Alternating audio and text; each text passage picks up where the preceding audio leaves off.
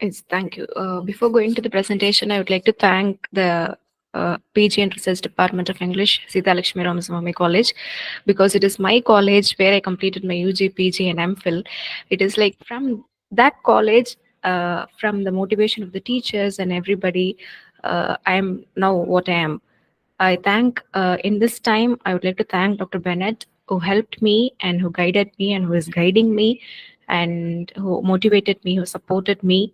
And from the teachers of SRC, I came to know Dr. Bennett, and it is I mean I am their children and I am their child and I am a complete product of SRC. Okay, thank you. Thank you so much, ma'am, my teachers, for welcoming me and asking me to give a lecture on these topics. So first we'll move ahead with I have like PPTs. First we will concentrate on language basic concepts, theories and pedagogy, English and use for 30 minutes, and the other slide will be for 30 minutes research and methodology and those things. And the next at the end we will have prose non-fictional, because every one of you would have, I think, would have read so many literatures, I mean British literatures and American. And first, I think I would like to concentrate on language basics, concepts, and pedagogy. Yes, ma'am. We can move ahead with the screen. Yes. First, what is linguistics? Linguistics is a systematic study of the elements of language. We somehow managed to study language and how it evaluated and how we are evaluating the language and what we are doing with the language and the basic principle governing their combination and organization. Language is not something that is one part of the curriculum or one part of the system, but we have so many multidisciplinary things when it comes to linguistics. And it is an old, I mean, I think the word linguistics is a newer term, but the old term we used was philology. An older term for the scientific study of the constitution and the history of language was philology. During the 19th century, linguistics was not the term they used, and it was philology, what people or critics called the linguistic elements as philology, by comparating, and they were concentrating on the comparative and the historical backgrounds of the language. By comparative, I mean the analysis and similarities and differences within a family of language. For example, we have Indo-European families, we have Dravidian families. So when it comes to the comparative thing within the family, within the languages of the family, people began to compare and contrast the difference between these two languages or any two languages of that sort. When it comes to the historical background, the analysis of evolution of a family of language or changes within a particular time. So that for the next two things, I have discussed diachronic and synchronic. So I want to make sure that historical is something we talk about the changes that is happening in the particular languages and the evolution of languages. For example, we see the diachronic study of languages. It was definitely done by Séjour, where he says diachronic is a study of changes in language over a time. Over a time, it means, and it is like, for example, we have pejoration and amelioration. I will come a bit late. Then when it comes to the changes in language, how the changes is happening and how a language is changed for a certain time. In the past we have used a word called madam, but which is completely like a derogatory term to referring it to a people. But now madam is something a very uh, dedicated term and a very respected term. So when it comes to the synchronic studies of languages, it is the interrelationship of the components of single language at a particular time. Again, see here, synchronic is we are making distinguished and we are making the comparisons and the distinguishes from two languages, and the how we use a language at the present, how we use a language, whether we make any references to the old language, whether we make get meaning from the past, or else we just enjoy the word as how this era or this history, I mean, this period of time is making the language. That is a diachronic and synchronic study of language. Can we move with the next slide, ma'am? Okay, well, I'll discuss the term philology. It is Paul D. Mann who has written this work, The Return to Philology in the Resistance to Theory, that is in the year 1986. Okay, people have not forgot the term philology, but people are the theorists and the linguistics are using the term philology. And even when you read this book, The Resistance to Theory, I think Paul D. Mann has almost used the term philology when she wants to refer to the word like linguistics. So this is the book that was published in the year 1986.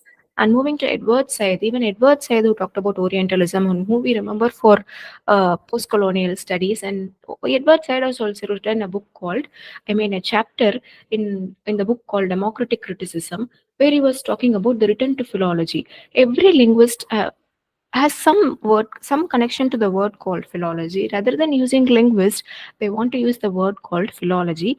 And even Edward Said has also concentrated on the term philology in the work called Democratic Criticism.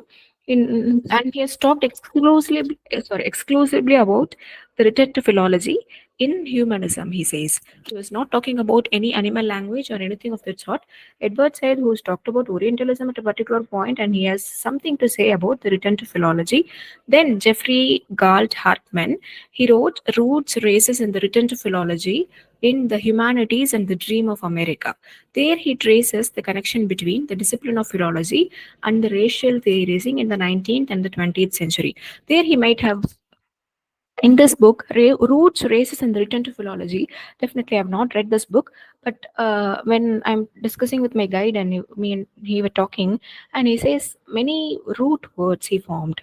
Jeffrey Galt Hartman took many root words and many words which have used in the past, and he made a comparative study and the connection between those two words. The words used in the past and the same words how we represent today, and that is the thing. He makes the connection between the discipline of philology and the race theory.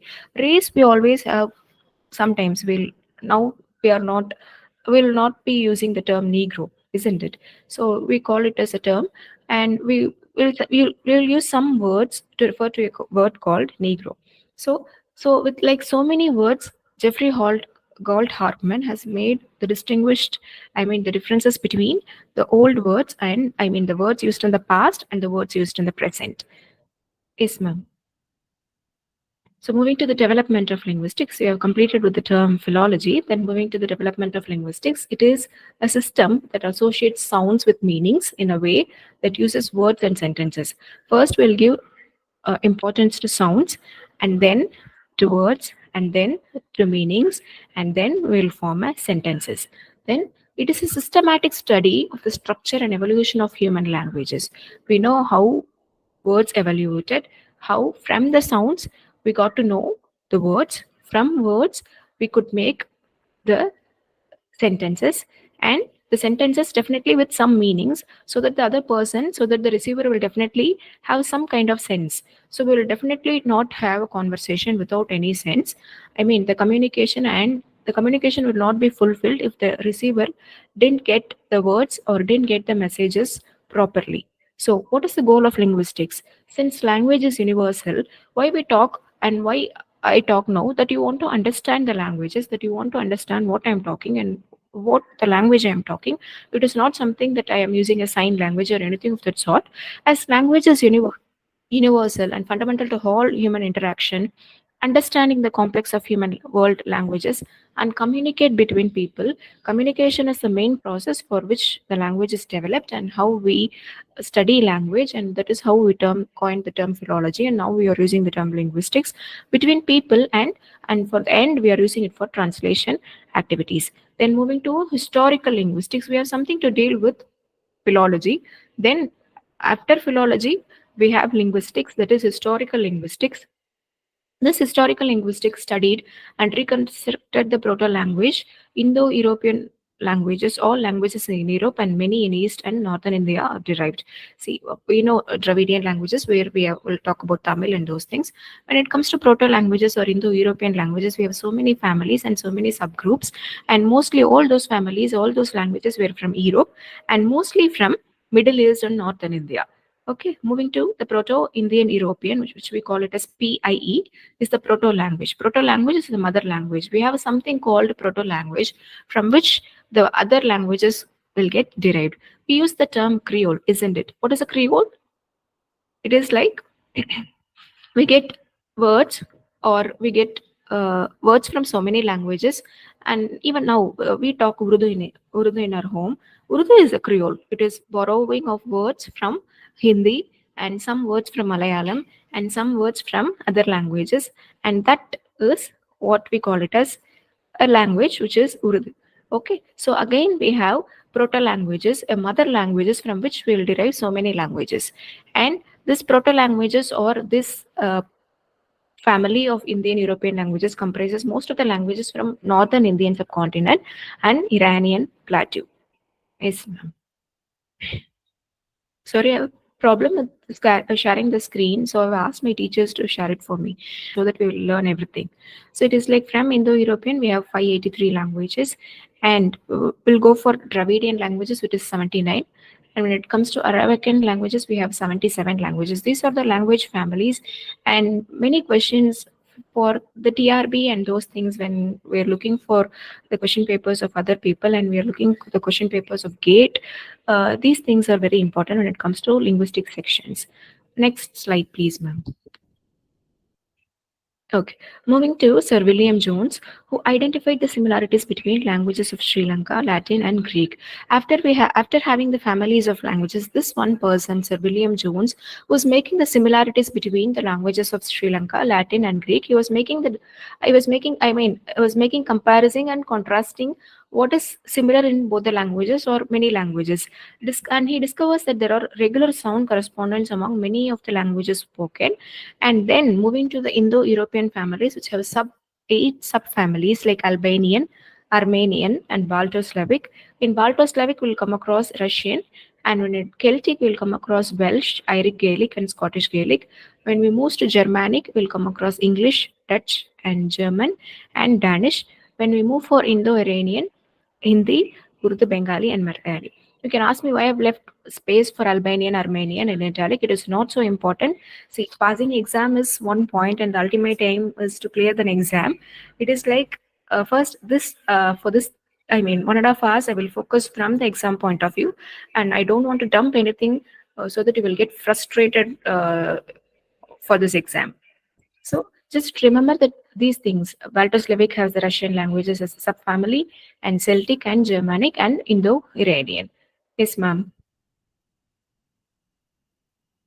Then, after leaving all the philology and the origin of linguistics and talking about William Jones, moving to the structuralism. Structuralism, that came out in the first half of the 20th century, and he was talking about the elements in a language structure.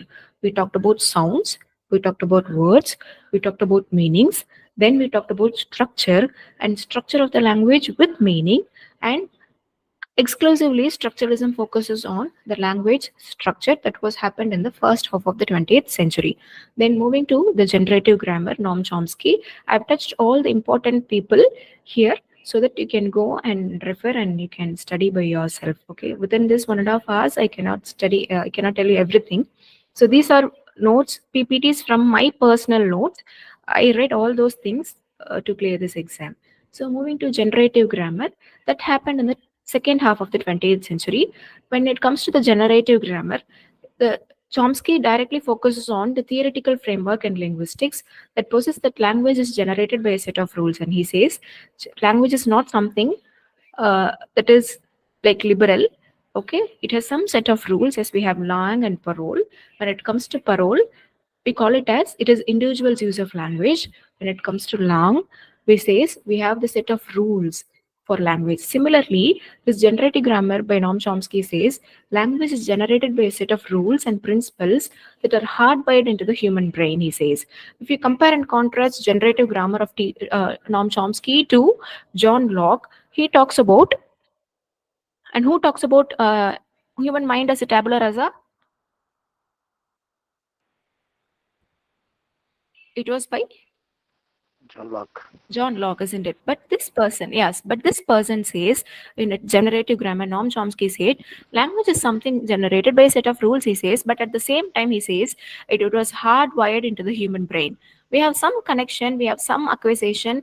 If a child is born, we'll talk about with some sounds. We will not directly go and obey, ask a child to sit and stand or anything, dance or anything of that sort.